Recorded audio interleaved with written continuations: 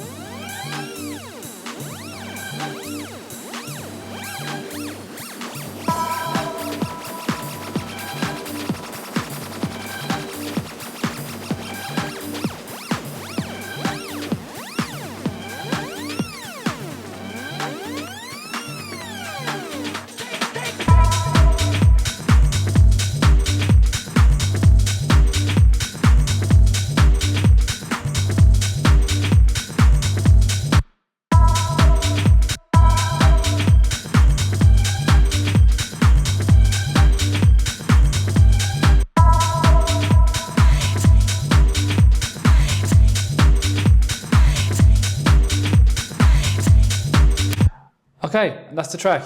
So before I get into it, and I know some track breakdowns you've seen in the past, it's opened the project up, here's a kick, here's the bass and stuff. Before I dissect all the elements, I just want to speak a little bit about the inspiration, because I feel like this is something that's not talked about a lot in track breakdowns, is that we as producers, we need to have a game plan, some sort of idea, some sort of bed of inspiration to work off. And someone actually said to me about these tracks on Cecille in general, is that the kind of vibe they are is like kind of like loop house style. And I personally really like that kind of house music, old records from Butch and SIS. And so I've been inspired by this style of music for a number of years.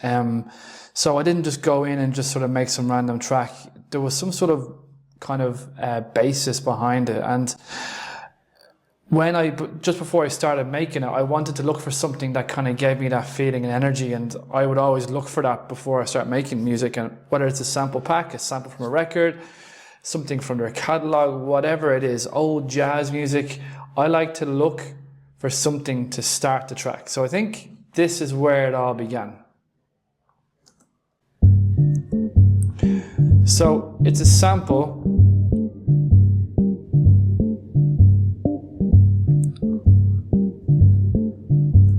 from a pack, but I really just like the kind of moody energy from it. And I thought to myself, what if I build some drums around it? What if I use the bass notes from it? What if I extract? So I used it as my first port of call, whether I extract the melody, whether I use it, whether I filter it, whatever I was planning on doing. This is my inspiration starting point, and it gives me fuel to make music or a project. And I don't know how the project's going to turn out, but I have a rough idea in my head of what I'm going for. So I think that's important just to note before I break down the individual elements. I want to just give some sort of context into how I make music and how I think people should make music, really. Or else there's a lot of stress and you might don't know what you're doing. You go left, right, up, down. It can be a bit of a stressful situation sometimes when making music. Okay, so I had that sample, and what I did was I was just sort of playing it in my head, just thinking about it, thinking what will be nice here. And the past few months, I've really been doing a lot of sampling, getting into sampling. And this track here is probably 90% sample based. Anything wrong with that? Absolutely not. Listen to old Daft Punk, anyone from that era in house music, most of it is sample based. New York style house music, Chicago, everything. So what I did was I took some of the notes and I just duplicated it like a loop. So here's the original. Oh, I actually consolidated it. So it kind of has also like a Balearic Ibiza feel. If you hear the kind of notes in there, there's a bit of a guitar, like kind of Ibiza vibes, which is kind of cool. I didn't use that, but that was, again, inspiration. It's getting my creative juices sort of flowing and giving it a direction here. So I just used the bass. I just chopped it up, and I made it on my other laptop, but I just added some, I put it in mono, and I put it in mono, that's it. I didn't do anything because I felt like I kind of had enough.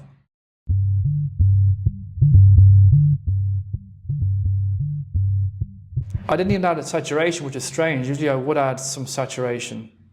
So I added just a little bit of compression just to glue this together, but quite minimal processing with the kick drum.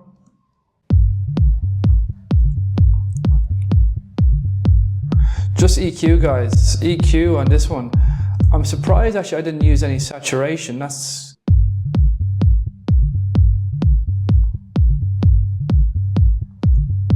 Yeah, so I'm quite surprised I didn't use any saturation. Usually I would be always an advocate of EQ and saturation. That's my main processings that I use. Like my go-tos, I'll always use EQ and saturation and anything else if needs be.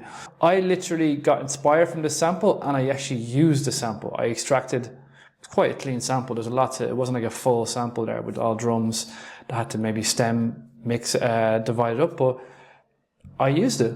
I liked it and I used it, and that was the basis. So let's move through everything here. I then like to add drums. Like I said before, I've been working with a lot of samples. I think samples just sound amazing. I mean, how can you replicate this? This is from a CD pack.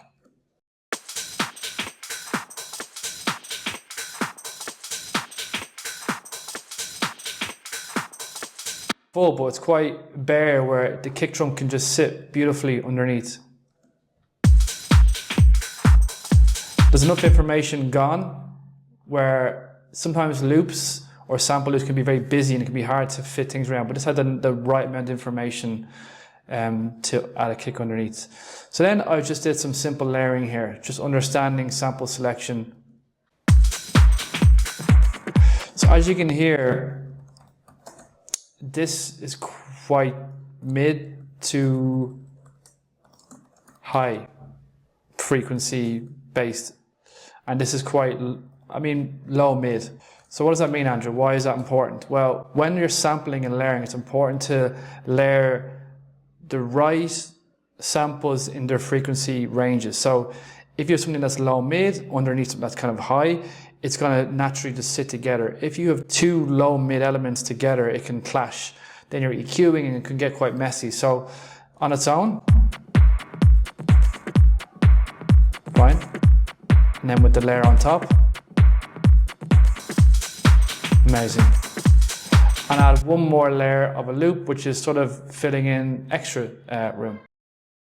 A little bit more top, a bit more crisp on top. This is just sample selection and understanding sample selection of what, it's kind of like a cooking, like a meal from scratch, understanding what it needs and putting the right ingredients in. So I felt like I needed something crispy. I want something mid-range. So I would search and look for that. And then together,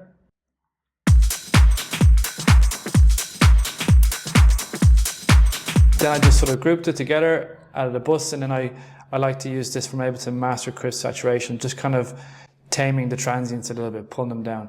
Transient Master is also fine. If you have that plugin, guys, it's also the same thing. So on and off.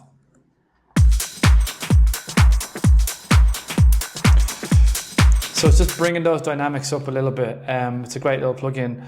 I don't know, it just adds compression, adds a few things in one go, which I like. These kind of Swiss Army knife plugins are neat, are pretty cool.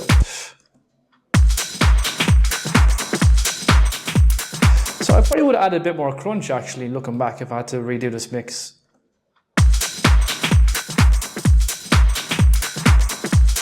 Yeah, I would have added, it's a bit late now, but I would have added some crunch there. That probably was missing.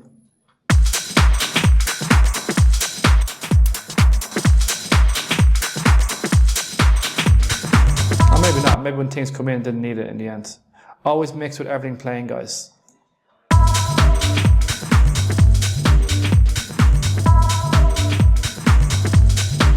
Yeah, I would have added the crunch in, but it's too late. So Master Crisp Saturation is a great little plugin. It's free, it's Ableton, it just brings everything together and makes it pop out beautifully. There's some elements here that are turned up. I think that's the majority of the drums. Oh yeah. I have one more layer here. It's an old school snare clap thing. Again, just layering the drums, understanding what the drums need, and adding the layer. So that should be in the group, but it's not.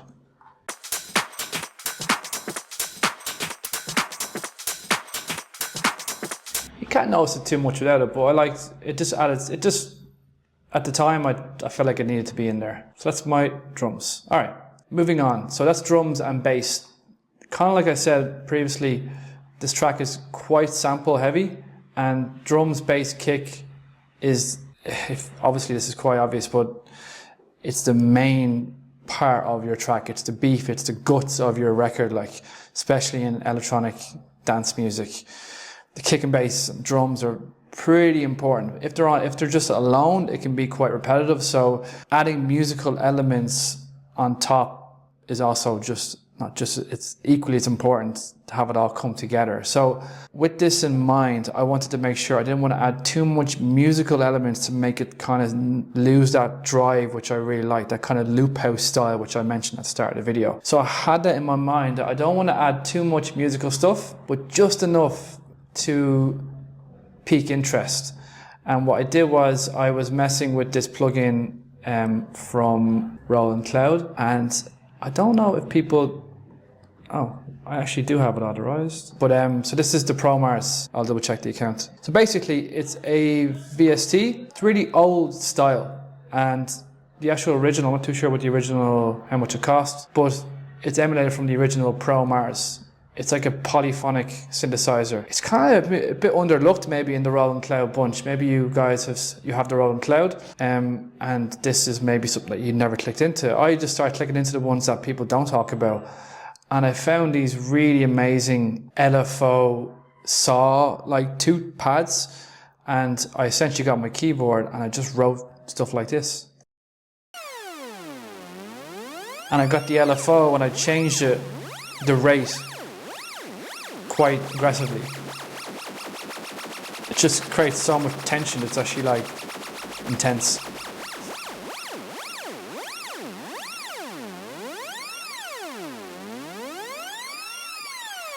So I realized this LFO thing was quite cool and interesting, and I wanted to use this as like the kind of potentially the next theme of the track, the next kind of hook idea. And by just playing around with this synth, I really started to find different parts of it, and I kind of just started to build upon this.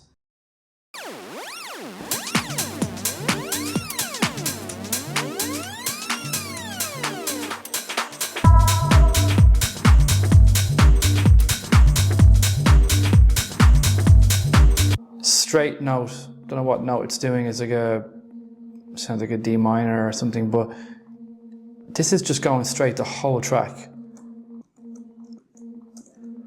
It kind of adds like glue, bit of glue, But when you add sometimes pads in your track, it can slow things down. So I want to make sure that I don't want to add something that slows it down. So this sort of was like a bit of a glue. And then on top of this, layered up,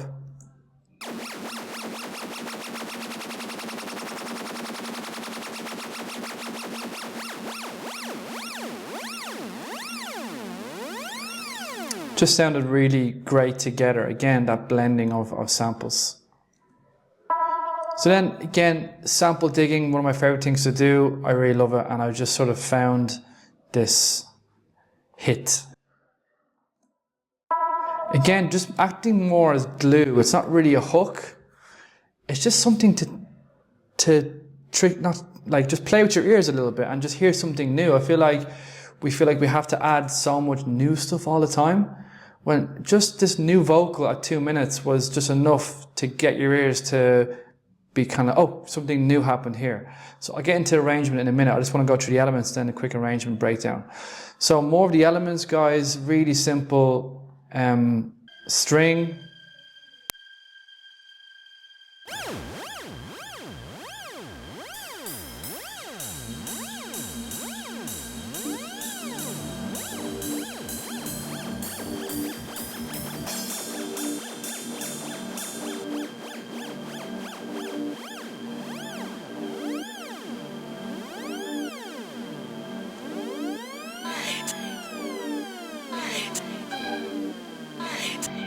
okay, here we go.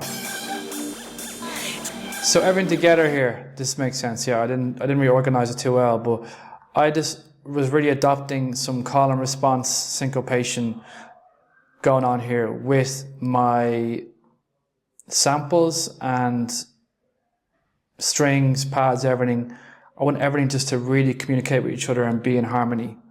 So that was the intention here. So what I did was I found this sax thing. I just got one piece of it. That's it. And I finished, the answer here was the vocal. So this was the question. Again, very simplistic question answer stuff here. Very important in any genre of music you're making, especially in dance music. Call and response, syncopation, question answer theory creates your hook, creates your theme, creates energy, groove, rhythm. It's something that I never leave out. It's like one of my main focuses when I'm producing. Take my lips, take my soul, take my heart, take my mind. I'm on a natural high. Take my... So yeah, even when you play it normally, it's hard to even hear that last bit that I took. Natural high. But I took the bit just at the end of his speech or her speech. So quite a minimal extraction there, but just enough. It's quite actually a big a cappella. So with everything,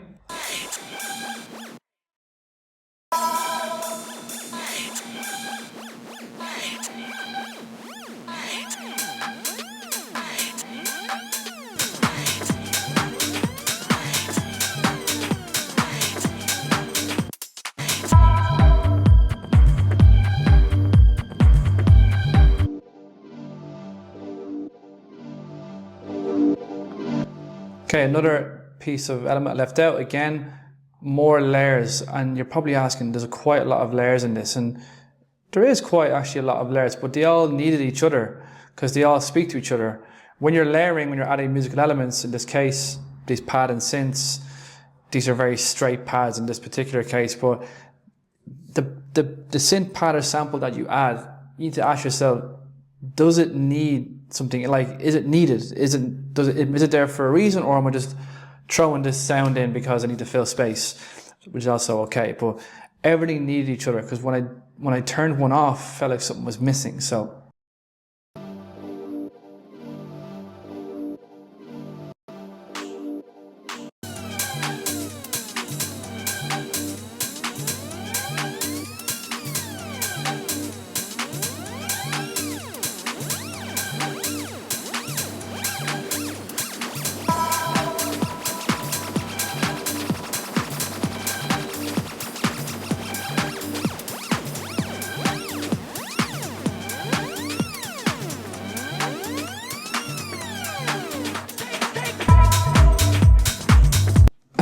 It's a very simple track.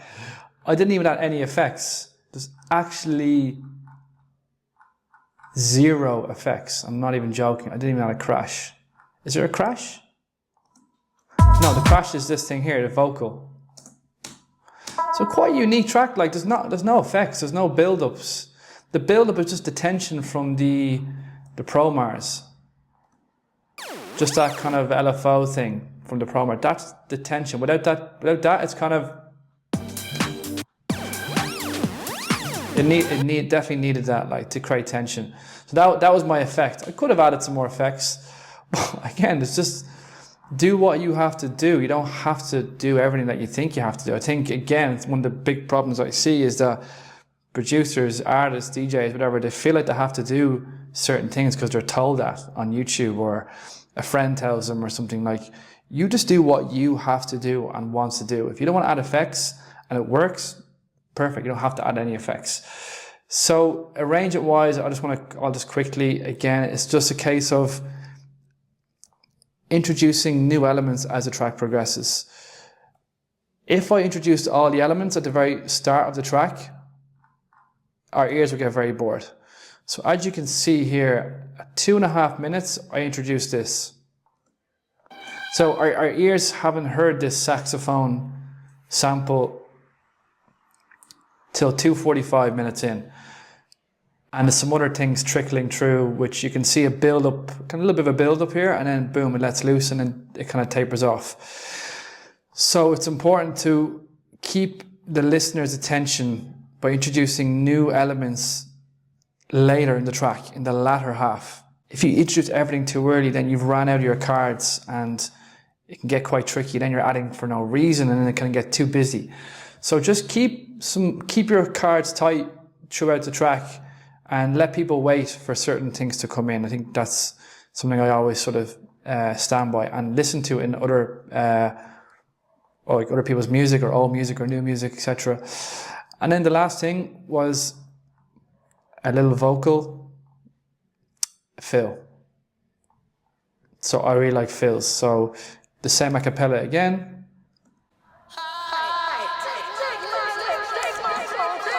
So I just love this part here.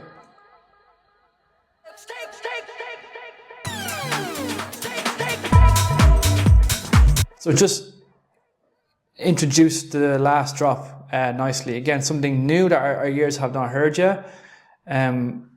Big advocate of that. It's very important that everyone that you think about that kind of stuff and not underlook that aspect. And then my master channel is quite bare. The mastering was from the Cecille guys, the mastering engineers. They've been doing the same mastering for that label for years. It's like Reboot is one of the engineers. Lots of great guys. So I didn't really have to worry about too much. I just wanted to get everything nicely mapped out in my mix. Nice volume. Levels are okay. Levels are the most important part before you send to a mastering engineer. And I think I had this on when I was sending the demo.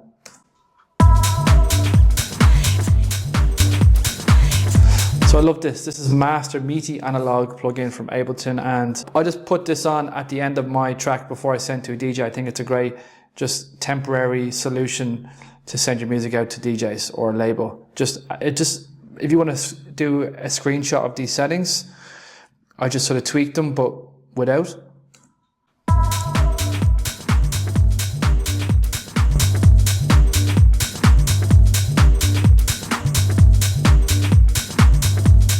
Yeah, without, just adds a bit more volume, a bit more beef. Don't know exactly what it's doing, but I can see here it's adding some saturation, some compression and limiting, but I didn't actually turn this up. So I think because it's a pre-master, these looked a little bit different, but most of them are off, guys. That's literally it. I don't have anything crazy here. EQ and limiting and some saturation or something is fine for a master, DJ master, as long as the volumes are right. So that is the track, guys. I hope you enjoyed the breakdown. All right, guys, thanks for watching, and I'll see you in the next one. Cheers.